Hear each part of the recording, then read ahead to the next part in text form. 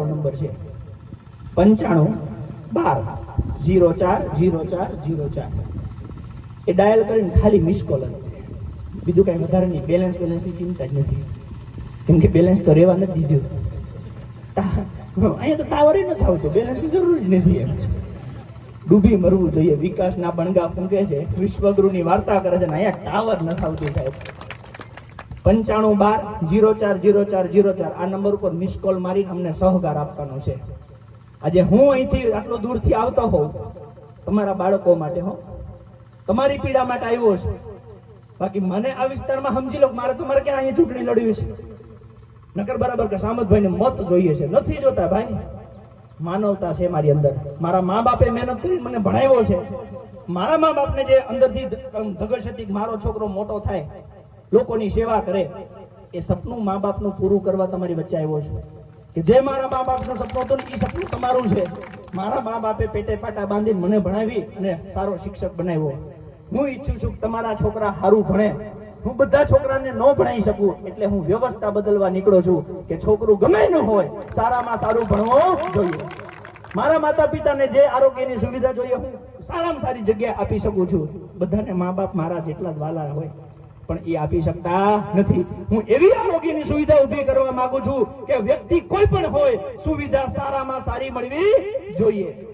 સાહેબ દીકરો ગમે તેનો હોય એને કાં તો સરકારી નોકરી અથવા રોજગારની તક એ મહિને 15,000 25,000 કમાતો હોવો જોઈએ.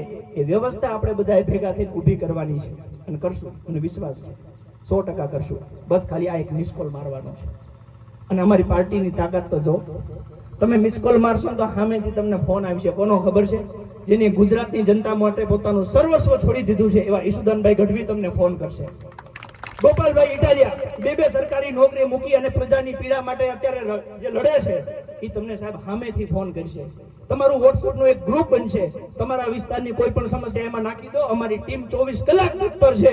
એનું તાત્કાલિક સમાધાન થાય એના માટેના તમામ પ્રયત્નો કરીશું. આવી મોટી વ્યવસ્થા તમારા ઘરે આવીને ઊભી કરી દીધી છે. કોઈનાથી બીવાની જરૂર નથી, કોઈનાથી ડરવાની જરૂર નથી. ગમે એ ચમરબંધીનો દીકરો હોય એના ઘરે આપણે એની જરૂર નથી. આપણે હકનું આપણા ભાગનું ખાવું છે.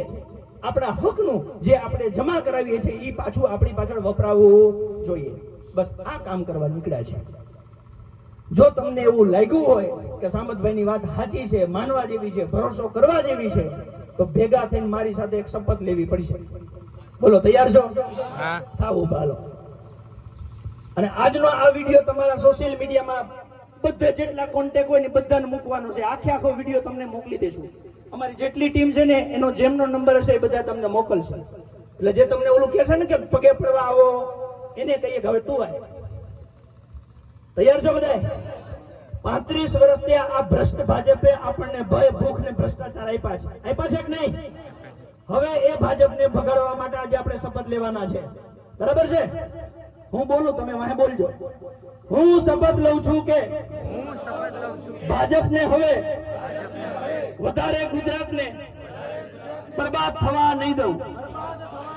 હું શપથ લઉં છું કે મારા આવનારા ભવિષ્ય અને ગુજરાતના ભવિષ્ય માટે ભાજપને ક્યારેય મત નહીં આપું.